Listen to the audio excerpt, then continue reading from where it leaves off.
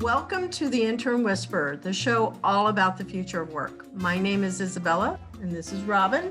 Anna, welcome to the Intern Whisperer. Thank you, Isabella and Robin. It's a pleasure to be here with you today. Oh, we are so excited.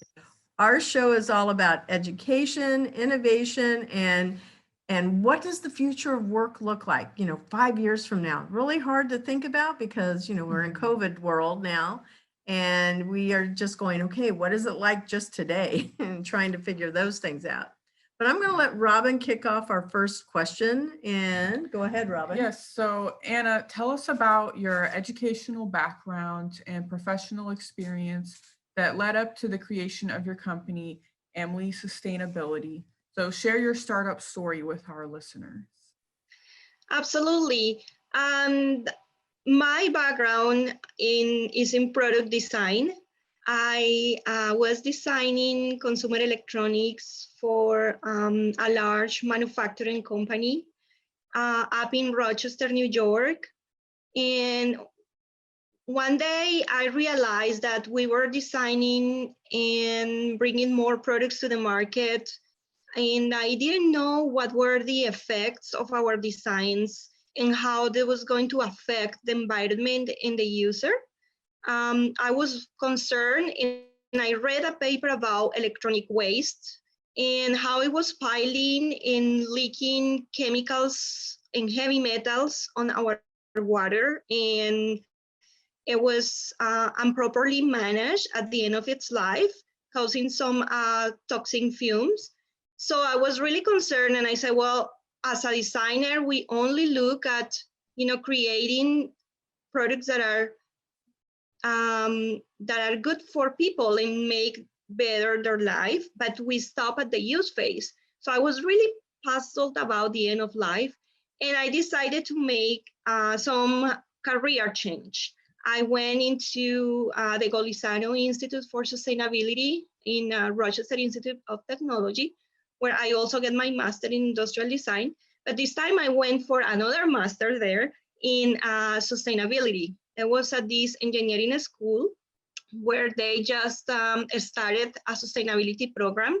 And I was one of the few starting to be trained in sustainability. And I think that changed my perspective in my professional career completely, because I was learning the science. I was able to measure the impacts of my designs, and I was able to make changes directly in the design phase. So by then, I was already empowered with so many tools, methodologies, strategies. I started learning about environmental impacts, environmental social impacts around the supply chain, how we could make more design conscious decisions, learning about energy in materials, carbon in materials. So many things that I was exposed to that I say, well, this is it. This is my passion. After graduation, I went into SGS North America in New Jersey, and I worked for this company as a sustainability consultant, where I had the opportunity to help global manufacturers work in different areas of their products, identifying hotspots or environmental impacts, and providing them support to make them better and reducing all these issues related to energy, materials, waste, chemicals. So that was really a huge exposure to me. There were things that were evolving. We didn't speak only about sustainability. We started speaking about the circular economy, how we can bring materials back into production where nothing will be wasted anymore. But we didn't want to have waste with chemicals that could pose concern. So we needed to clean the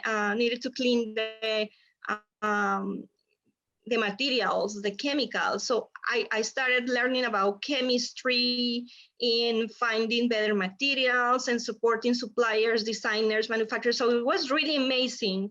And that circular economy mentality with my experience in sustainability opened to my mind an opportunity to start working more on other areas, and especially on materials management, zero waste, but everything tied together from the design. So making better decisions at the design phase to avoid all these issues at the end of life.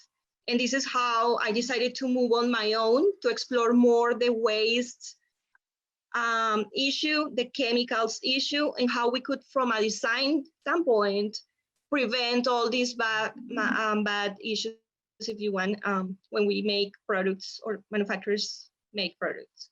I have a lot of questions that came up from just that narrative that you shared. Thank you for sharing it. So I can tell that you really like education a lot.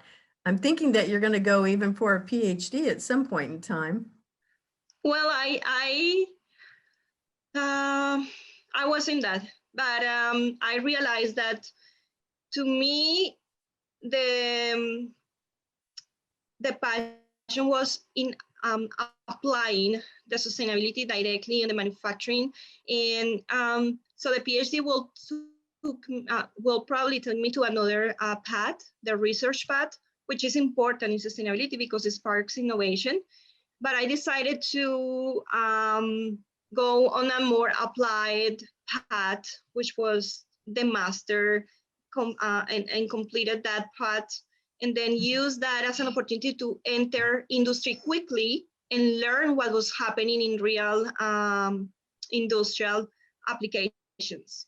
So, things have evolved, and I didn't see necessarily the need to continue higher education because I had already 2 masters. Yeah, you have 3 total. And well, actually, Wow. yeah, I had another one, but it's kind of an in between these two. But I continuously learn. I think learning has never stopped, but I don't find myself right now getting another advanced degree. I actually have another certification, that total resource use and efficiency, which is addressing waste at any point in manufacturing. So I think that as I found my passion and I combine this with design, continuous education is really depending now on you and how you evolve your skills to meet your goals. So you mentioned about cleaning up energy. I used to work for the Nature Conservancy. I was there for 2 years. My territories were from Gainesville down to the Keys, and I had 5 programs that I oversaw. So sustainability is really, top of my top 5 favorite things to talk about for sure. That's why I was interested in what you were doing. And I also wanted to share, even with the Nature Conservancy, while it's about land, it's also about water restoration and preserving whatever the natural habitat is. How do you go about cleaning up energy? Because I'm thinking if it's in water, I mean, we had to, put sometimes chemicals in there to get it to go away, but we also had to put natural enzymes to help purify water, to change things around. We had coral reefs that were, just dying, and work to restore those. But how do you clean up energy in the environment? Well, I don't know if that will be the right terminology, like clean up energy. I think it's more using clean energy, because the thing with energy is that right now we know that we are so dependent on oil, and the oil has so many issues, from drilling to fumes, and it's more about the type of energy that is used. So using more Solar, say natural wind. resources, solar, wind, geothermal, hydropower, but understanding also that there will be some side effects. But as every innovation, we have to come up with technology that make our lives easier and use the resources without so much adverse effects. But at the same time, we need to start thinking as well about the end of life of all these technologies, because as in the past, we have reached a plateau with, for instance, e-waste, all this electronic waste, and right now it's so problematic. So as we see a path to clean energy photovoltaics, turbine wind, electric vehicles. They also will have some impacts, but we need to be prepared on how to manage them at the end of life. So we don't want to have effects on now cleaner technologies that might be devastating in future generations. So that's from an energy standpoint. But if we think about more my role supporting manufacturers and designers, we think on materials because they have energy. So to make a material, aluminum, steel, they have embodied energy, which is what we call an energy that is, say, encrypted within that particular material.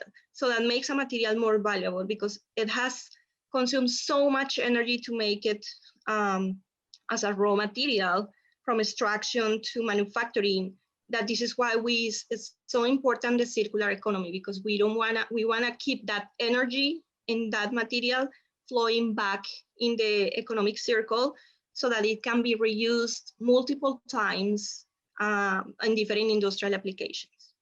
So one of the things that I had learned is like, our phones, I'm going to demonstrate our phones. They have materials in here that I guess they're mined from the earth is what I believe. I understood it. And that is a resource that is a sort, it's energy and it's used to build the phone and to make it work. But it's also in so many of our electronic devices. And I don't know if that's what your area of specialty is, but I'm just throwing it out there. And I went, I never knew that there was actually something that was mined and used in my phone, as well as in my computers and my TV. So that's really significant. And I don't think I'm the only person that doesn't know that. I didn't know that. Yeah. There's people, and we take so much for granted with our electronic devices that, they're out there and they actually can produce waste. It's not just the plastic, but it's actually what's in those batteries and makes it all work. Yes, exactly. Yeah, electronics are one of those products that we really want to bring back to a recycler facility because batteries are toxic. So if they are not properly managed, they can release toxins to water and then to the environment if improperly managed. The other issue with electronics is the amount of precious metals contained to make them work. So to make a semiconductor, we have titanium, we have gold, with silver, there's copper, there is one mineral that is called coltan, which is really scarce, and it's mined in areas of conflict. So all those things to make one electronic will take into consideration because we are speaking about the issues around the supply chain, how, for instance, to get the coltan, it's a mineral of conflict because if you go to Africa, there is child labor in slavery to get this mineral to be provided to the supply chain. So today, big manufacturers will have to supply from sources that provide them with or give them, proof that they are and they can be accountable and they are not mining from areas where there is labor, child labor or slavery. So it has really given us the opportunity to think about what's coming in that supply chain and how the impacts not only in the environment but socially, what impacts are involved in making a product. Same with you are textile. absolutely right. Yeah. And when you mentioned the precious metals, I went, yeah, that was it. That was the thing. And I had heard about this, I think it was about like 4 years ago. I went to a recycling plant. I had visited one where they actually, strip out of computers, laptops, phones, whatever it is, TVs, those precious metals. And I'm really glad you're using all of the terminology. It's flooding back into my head. I'm going, oh yeah, that is exactly it, because that's significant. And the whole social side of it, I'm really glad that you mentioned that, because I don't think we as Americans, I don't think we really think about how did the product get to us? It's kind of like, how did that hamburger get to me, right? It's the same thing. How did my package of macadamias get to me? there's a process, that supply chain, and it does impact. I get to enjoy the fun side of anything, whether it's a phone or macadamias, but there's a cost that somebody could be taking on their health or on their environment to get me something that makes my life easier. And I really think I'm so That's right. because I think raising awareness is going to be something that helps people to think, you know, again, like, do I really need this new phone? Can I just, you know, use the phone I have for, instead of changing it out every year? Right. Can I just use the phone I have instead of going, oh, I have to get this, or I have to get this new TV or whatever? Mhm. Environmental. Right. Well, there is some. Go ahead. There's also another issue with planned obsolescence of electronics, for instance, where manufacturers would like to have their products being sold, um, say every 2 years. So they have already planned for your device to be obsolete. And that's Oh, yeah. bad for the environment. That's why today we learned that there could be some opportunities for repurposing, refurbishing, remanufacturing, reusing. So this is really important. So it's about education. It's about learning about the choices in how things are done. This is why when I say, "Wow, I learned what was the issue with e-waste," and yes, in a way, I changed my career because I wanted to be more conscious of how I was designing. And at some point, I stopped making the actual design and I changed it to support the others that were doing designs with data, with information, and with analysis so that they could make more informed decisions and better decisions to avoid all these issues.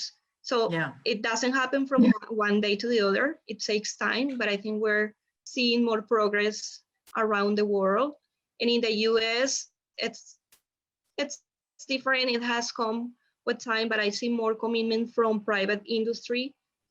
And I would say that there is a tremendous opportunity right now with what's coming for 2021 in what we see in the world with the great movement on climate change, how it has impacted our daily lives. You know, we pay more in electricity bills, hurricanes, devastating countries and cities. So we're seeing more now than before, and how these issues are becoming relevant, and we have to take our own career to resolve these global pressing issues. So I'm going to give a little shout out to Avalon Park and Avalon Innovation. You're one of the winners also, as is Intern Pursuit, and that's how we met. So I'm really grateful to Avalon to be in the program with 27 other great companies that are changing things in the world for the better.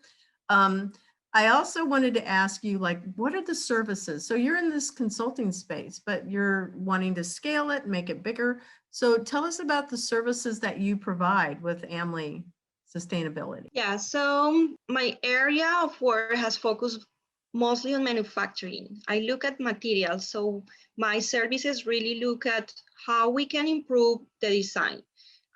So it's supporting designers to evaluate all the design components, creating those methodologies that will be implemented for them to have results and identify where they can be changes across the design. So these methodologies will result in documents that will use for eco-labels. So once I do the analysis, then it could become a documentation or report for them to obtain an eco-label for their product or to make a green validation. So we'll be supporting them throughout that process, also making or redesigning their products so that we can see significant changes and improve the environmental profile of a product and have them obtain their sustainability and business goals, because most of them today come to what their business are asking to improve. And so that's kind of the eco design service, if you will. Now we have materials. That's something that I've been developing lately because this is where the market is moving. So from eco design, then we move into focusing on materials. What's the chemistry, how the chemistry has potential hazards or risks, and then identifying those materials that will need optimization to work with the supply chain. So that material becomes safer and is healthier to be used in products and then be specified. So that's kind of another documentation, a quick analysis of a screening of materials, and then providing these documents for manufacturers to be able to have their materials and products specified by others. And then the other thing about materials is providing solid waste assessment, because we don't want to have materials wasted in the landfill. We want to see how we can avoid from design and how we implement strategies. So I'm supporting with zero waste strategies from the design in particular, but it could also look into the processes, manufacturing processes, and any other process to identify inefficiencies and opportunities for them to turn waste or pollution into profits. So I remember when we were taking a tour of where we're going to be working out of, you had asked if there was a lab. And I'm trying to picture, like, what does the lab look like that you would use? Is it filled with beakers, and are you doing, like, you know, there's like various chemicals in there that you mix, or what does that look like? Well, let me tell you something a little bit about the idea of a lab. When I moved to Orlando, Florida 2 years ago, I was an ambassador for a global organization. It's called the Circular Economy Club, and it's intending to educate society on what circularity is. Not everyone understands what circular economy is, and it really comes to innovation at the design phase so that we can keep our materials and resources, but cleaner material and safer material and resources circulating back in the economy. So I was the ambassador, and my tasks, if you will, is to promote and engage the community on activities that relate to circular economy. So it really connects with my design background and my consulting background. And the missing piece there was the lab, because when I speak about design, sustainability, and circular economy, the connection has to be creating different circular solutions. So my lab, or the lab that I'm envisioning, and I kind of started mentoring some groups already on that, is developing products, materials, or solutions that are circular, like using organic matter to create compostable packaging. That was one group that I mentor.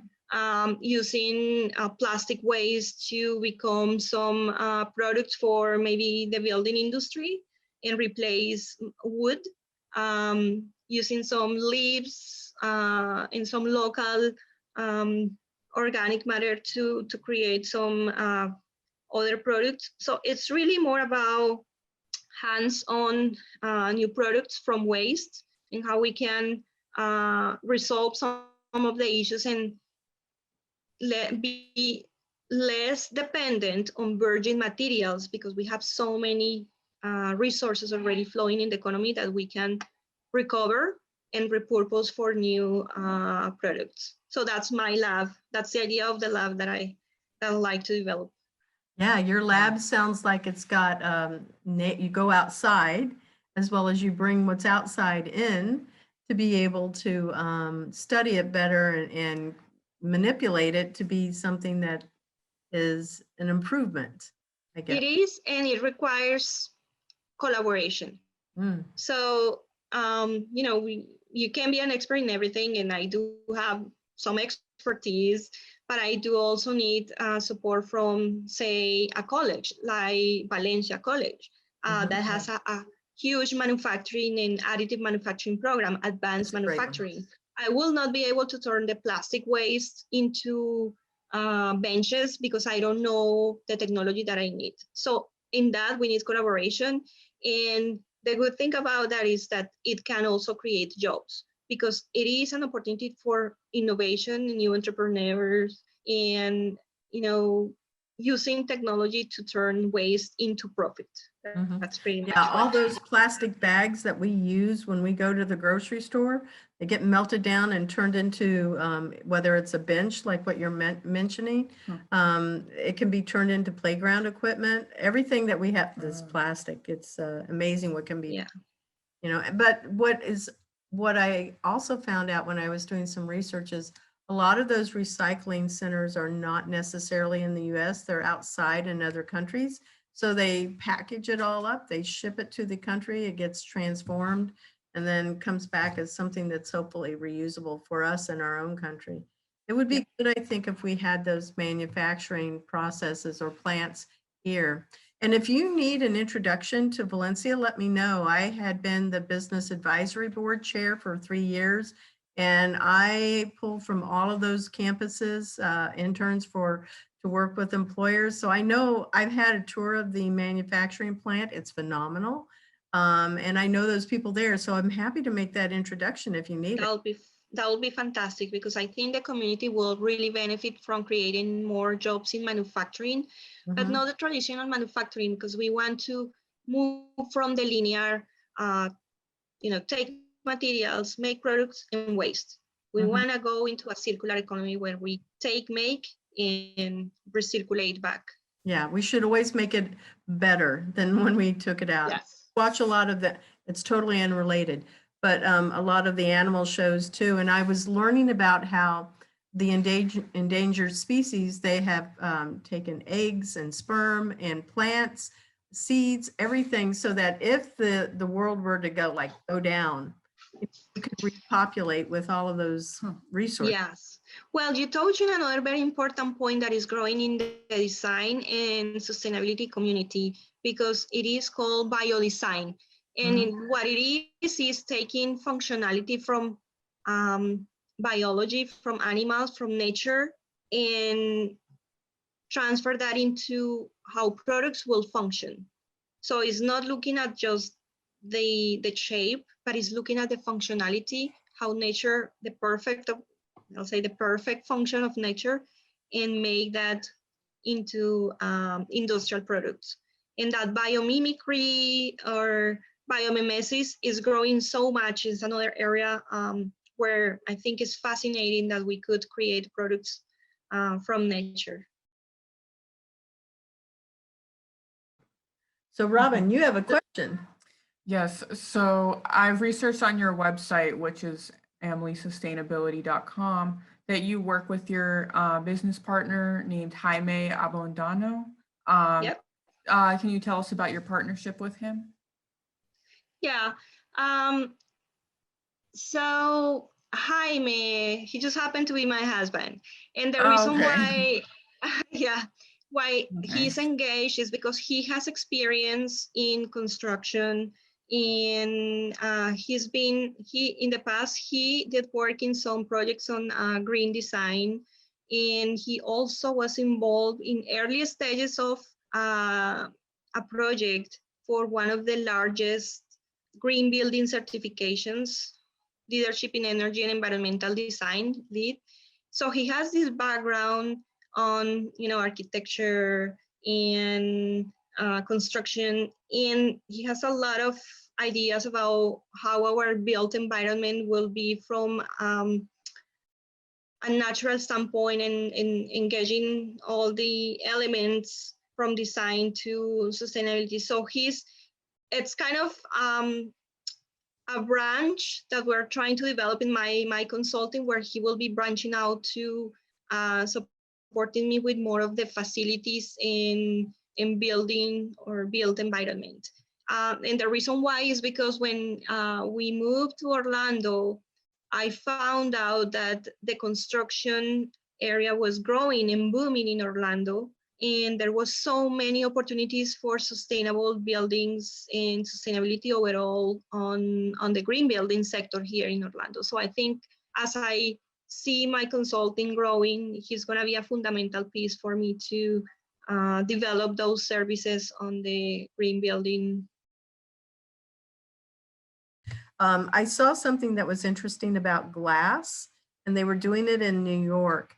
So tons of glass was coming into a entertainment venue, and people could go in there and they could put it in a sling, if you will, and shoot it across the room, kind of like you're trying to hit a, yeah, for real.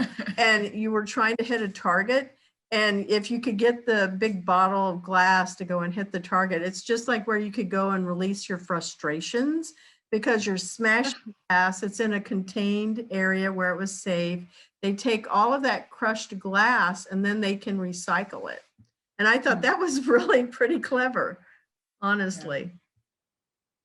Yeah, and It's good. glass. It's glass, so we're good for anything that can be reused right now. I don't know if you have heard about loop. It's so popular right now, and loop started really about TerraCycle actually is the parent company. It started probably 12 years ago because I recall when I live in New Jersey working, that was already established, and it really became popular about 5 years ago, and now they have this loop system where they provide reusable packaging containers, and you can buy products online, so they will ship to your home. And then once they are consumed, you just send them back. They will sanitize, and there we go. You can refill it again and use that. So all these new, consumer systems are slowly changing the way that we do we receive our products or the things that we consume. But I think it's important that we adopt these new ideas.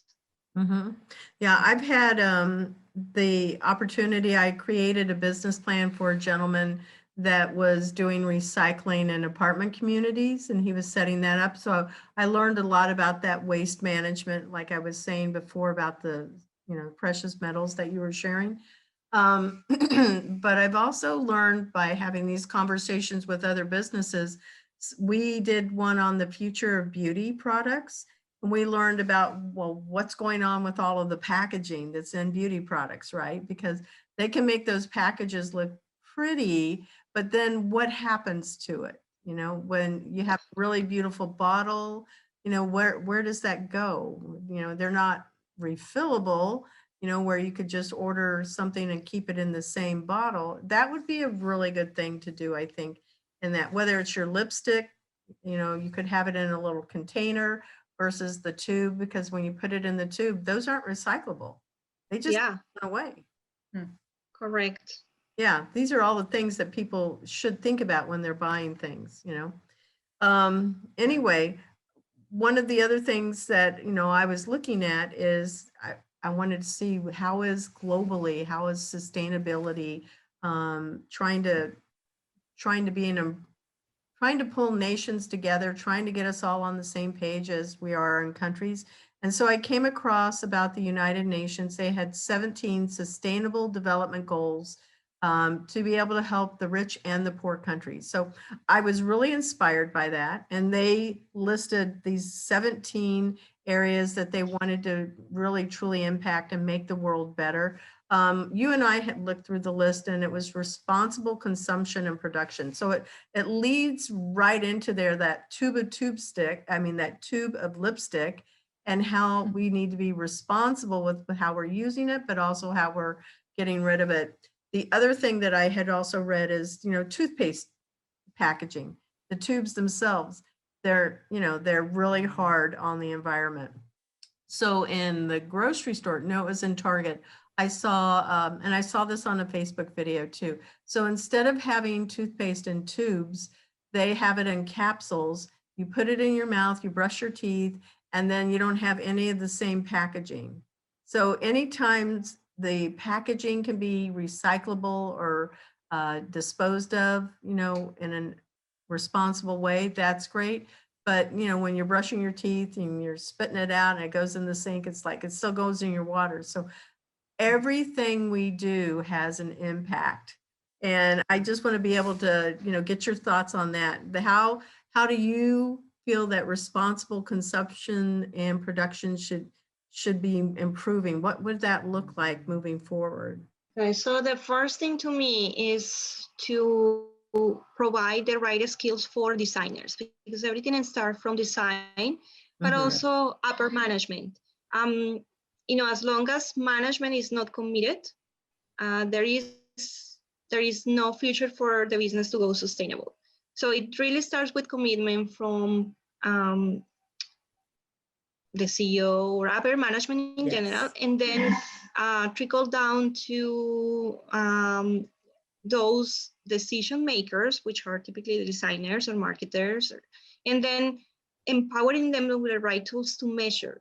As long as we don't understand that we have to measure to be able to keep down the impacts, it's not going to happen, because you know, a designer cannot be a scientist, and I was in that way.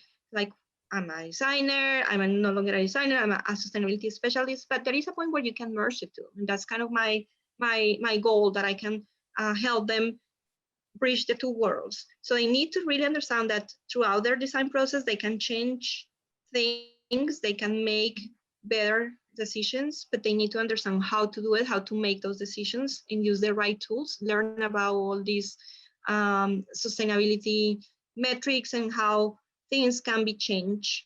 And then working with suppliers. Supply chain is key, because even if a designer is trained and it has the most sustainable product in mind, if there are no materials that can support this design, there is no a positive outcome.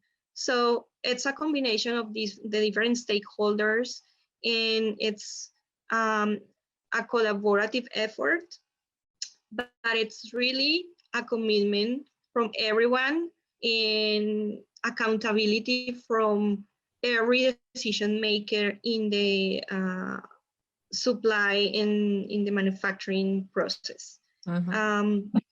You know, we have to give them the right tools, because obviously we don't want a designer to become a scientist, but there are quick metrics that they can implement. There are quick standards. So it's really education. It's really providing the solutions and advancing, implementing technology. So all these things we're seeing, but of course we want to see it accelerated. I think what has happened with COVID has been a big lesson for multiple manufacturers, because they experience a scarcity of materials, and that Mhm. scarcity was kind of a red flag for them to understand that if China is out of the question, they didn't have materials.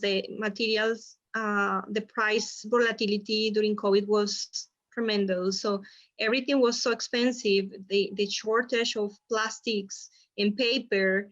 So they started understanding that there needs to be a safer supply chain. There needs to be some local suppliers. There needs to be traceability. We need to start tracing where the materials come from, where they can be found, and have this data for every manufacturer available. So we start kind of thinking globally, but applying locally to Mhm. build these stronger supply chains. Otherwise, manufacturers will be in trouble to provide, and there won't be any sustainable, circular, and not even products. And we'll have to, as consumers, we'll have to face or be paying more if a material is scarce. Mhm. Mhm. So it sounds like maybe when you start working with a company, you might be looking at the mission and the vision of the company. What are the values, so that it can pull everybody in that company together, from the head, the head leadership, all the way down to the people that are working in the company.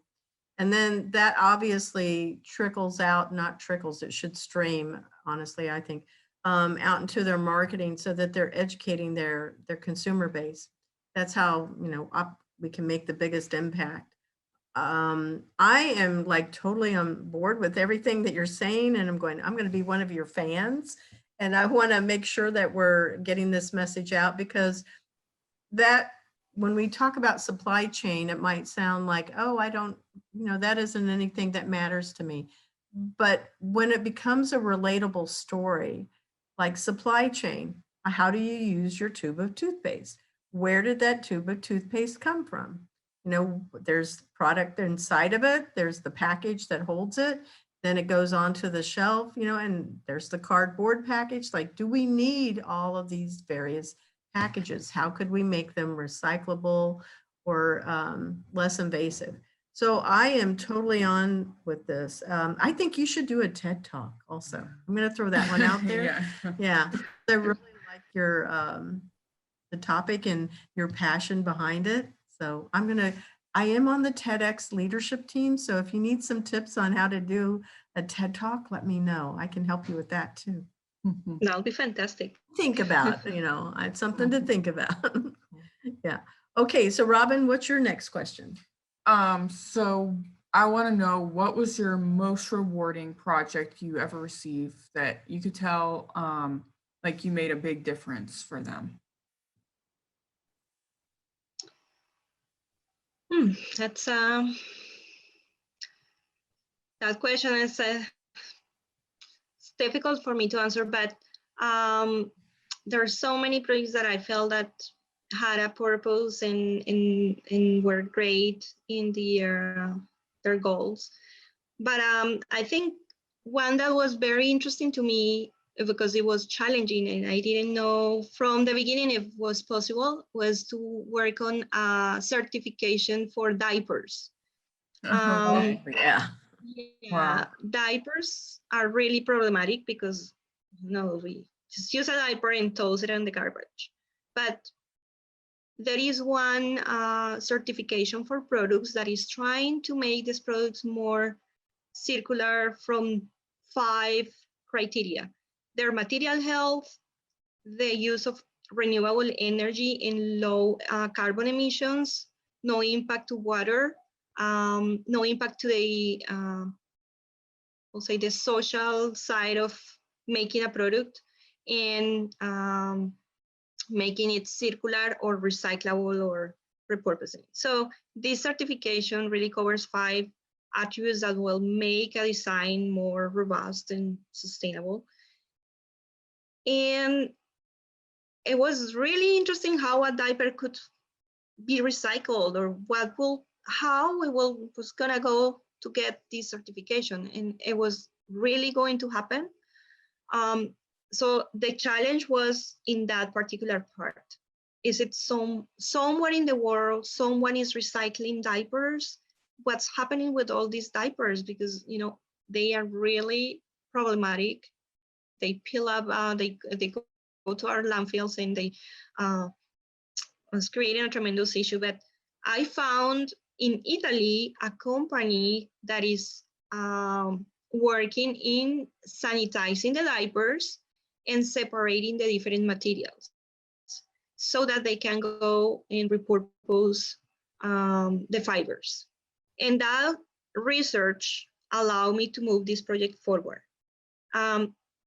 What was interesting is that that company, it's processing diapers for Procter & Gamble, and this is the same kind of material that this manufacturer was using in the US to make their diapers. So because of those commonalities, I was able to move this project forward. And after evaluating the design and finding out that diapers in fact could be recycled, then this manufacturer was able to obtain the certification for their diapers. Mm-hmm. Yeah, because, and I love that you use that example, diapers. I mean, people don't even think about that, but it's also the same whether it's feminine hygiene products. Just pick anything that you use. Be a pencil, it can be your phone, whatever. There's always going to be positive and negative impacts that we experience.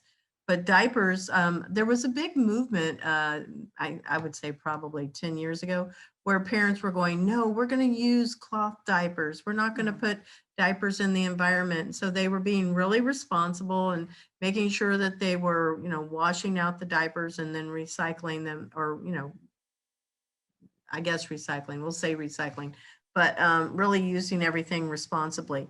And I would love to know, I don't think that there's a big movement for that anymore. I think because so many people like convenience of having things delivered to them, I don't know how responsible parents are now at this point in time where they go, oh, I'm going to make sure I'm saving my planet versus having convenience, right? And again, it's always about educating. Gosh, there are so many companies that we all need to be just raising awareness to. So your voice is going to be really important, along with all of the others that do the same great work of discussing recycling and repurposing and just not throwing everything into the trash or the water or burning it into the air. It's just everything has an impact. Yeah. Yeah, the big learning, I think, is, my message is that there has to be change in the design phase, because if we continue designing as it was designed in the past, we are not enabling these opportunities. Yeah, and I could even see, like, how do we take out, because I can't see parents going, okay, I'm going to have a separate recycling trash bag for diapers, right? I'm just not seeing that happen. And then how do we separate all of that glass? And they have mixed recycling at this point in the homes, and it gets sorted at the trash, wherever the trash Yeah. center is. But that's really something to think about. And if they were able to create products in such a way that it either is biodegradable, it just breaks down automatically, you don't have to worry about that, or it's less harmful. I even saw something on Facebook, it was years ago, how in India they had utensils, instead of using plastic, they made them out of edible materials. So it could have been some kind of a root, and then they just dried it out, compressed it. It became a fork, and then they could eat the fork. It was like, I went, really? No Oh way. my God, there's like, yeah, there really are. There's like really Right. genius people out there. But it has happened because the leadership, I will say government, has a lot to do with these type of solutions. So if you think in Sweden, I think is the #1 country that has almost zero waste. Yeah. And that has been due to the development of technology. Holland and the Netherlands is actually another one that develops most of the technology to make these new circular economy solutions. And it's really possible when government leadership supports industry and innovation. And I think what has pleased me about Orlando and the community here is that we have great leadership in that. With the mayor and the sustainability director, things have moved forward. And I would say that it's positive the way that Orlando it's moving into being one of the greenest cities of America, because it not only touches on infrastructure, renewable energy, now with electric vehicles and transportation, and innovation. I think they open up opportunities to new education, new companies, new business ideas around solving the climate crisis. But looking at climate crisis as an opportunity for new businesses in innovation. Without that leadership, I don't think that we will be anywhere, because there needs to be money coming from grants, funding, incentives, credits, and that can only happen from the government. Yeah, there's another person I know. Now Chris Castro, correct? Yes. Okay, I do too. He's a great guy.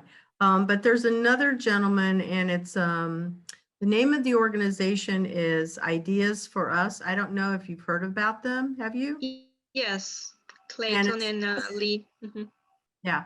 Okay, I was going to make sure that you knew them also, because I would say, oh, let me introduce you over there to Ideas for Us. That's a really great place for you to be. Last year, they made a whole movement to eliminate the use of straws in the downtown Orlando area and eliminate people using plastic bags. It looks like I've seen it coming back, though, a little bit. I'm not going to lie. But I think all of those movements are really good ones, and I could totally get behind it. We're going to take a few seconds break just to acknowledge our sponsor, and then we'll be right back. All right, back to our show. Again, it's all about internships, remembering someone that gave us a chance, the future of work. But I think you were going to say something, Anna. What was it that you were going to say? About the internships. Oh, no, about ideas for us. Oh, ideas for us. I'm sorry. Yeah. Ideas for us. Yeah, I think I was surprised when I came to Orlando and I found this organization. It was pleasing to me to know what they have done and how rapidly they have raised awareness in the community with the fleet farming, Yes, with their podcast, with all the initiatives. I think it's really important because they are really getting into the heart of the community, and the community is enjoying. It's not that they are asked to do something that they don't like. I think the way that idea is approaching and teaching them to live and strive for a more sustainable community is great. And I just love the work that they do, and I think that that's an example of an organization that should be growing in every community in the U.S. mm-hmm. It's, and it's what Clayton. Chris says, lead by example. I think that's his. Yes. It's Clayton Lewis Ferreira. That's who runs it. So he's the executive director there. So again, I'll see what I can do to help expand. But it sounds like you're kind of plugged into a lot of our community. I know ideas for us, and I attended a couple of their events.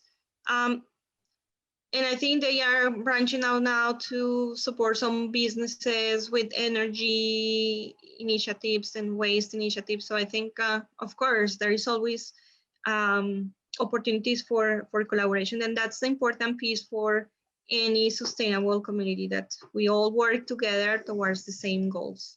Mm-hmm, mm-hmm.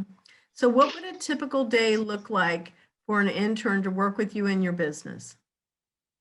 It will be a combination of research, because for me, research is pretty important. It's kind of the foundation to give us ideas of where things are going, what's the latest innovation. I like looking at learning, looking at technology developments, how we can resolve issues, then turning that research into applied methodologies that we can use to rapidly deploy it into different companies, help them resolve, run this gap analysis, identify where are those opportunities, and then have more, prepare a plan for them. Like, planning is key, is important. So an intern has to be very enthusiastic, passionate, transparent, because we are managing data. We manage data from design materials. So it's, sensitive data. So accountable, eager to learn, and even if it's from a design background, eager to learn the science to then take decisions on the other side. So, and be curious. I think curiosity is one of the things that I love from people, because that will take them to the next level where they can explore their own potential and provide ideas. So brainstorming, because I come from a design background, I used to have my board full of sticky notes with ideas and create all these mind maps. And it was less through my sustainability career, but I still use that as an opportunity for me to know how to plan for a project and what would be the best approach. So that's how a day of an intern could be with me. It sounds like a fun time. Robin has a question for you. Yes. So, what do you predict the future of your industry and job opportunities will look like 5 years from now? Well, very positive. And I'm glad it's happening, because we're seeing a change from only the sustainability things to more the material management and reducing waste. The future is going to be on quick applications. Everyone is kind of tired of speaking the same language, hearing the same buzzwords. Mhm. And I think everyone is on board, fully on board of what things mean and what has to be done. Everyone wants to see solutions. So the future is going to take on energy, management of materials, and reducing waste. Okay.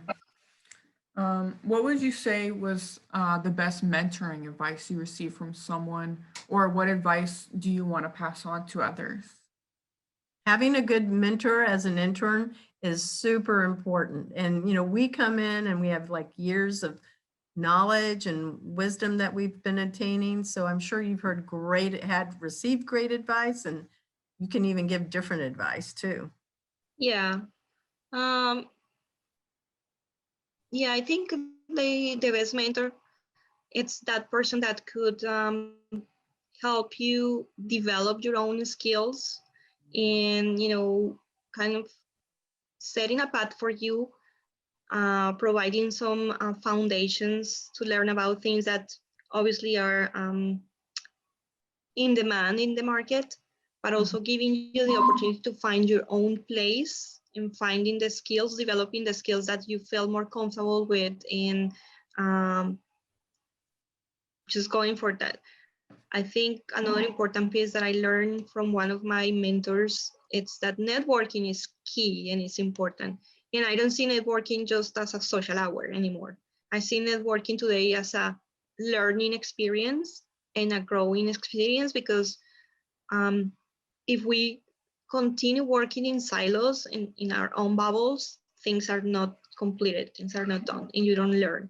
And the only way for us to learn is to get in and learn, get the learning and experience from others and learning what others are doing to see if there is any synergies or complementary work that we could be doing together. So that networking is another key piece that I've learned in my career, especially as a business owner today. Without that, nobody knows me. I'm still working on building that foundation because I'm relatively new to the area. And being a women-owned business and starting your own business is not easy, especially when you come from a manufacturing background and you work with companies that already trust you. But because I was under a bigger company, so now my name, it's only my name, and it's more difficult for me to attract those Fortune 500 companies that I used to work in the past. So it's little by little getting traction in going We back should into. always be networking, right? Because it doesn't matter.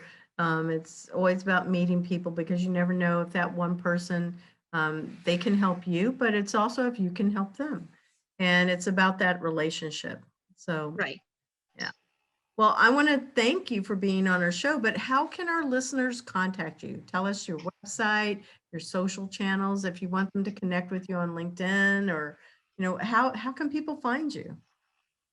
Sure. Yeah, they can go to my website, www.amlysustainability.com. They can also find on LinkedIn. They can find me on LinkedIn as AMLY Cole, and also a Facebook page at AMLY Sustainability. And think we'll be getting our YouTube channel running soon. I have a lot of things to share with designers that I'm eager to, to give to them to help them be better.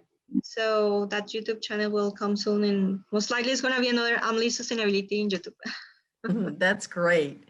Okay, well, I appreciate it. I have enjoyed getting to know you better and look forward to meeting you more over at the Avalon Innovation Center.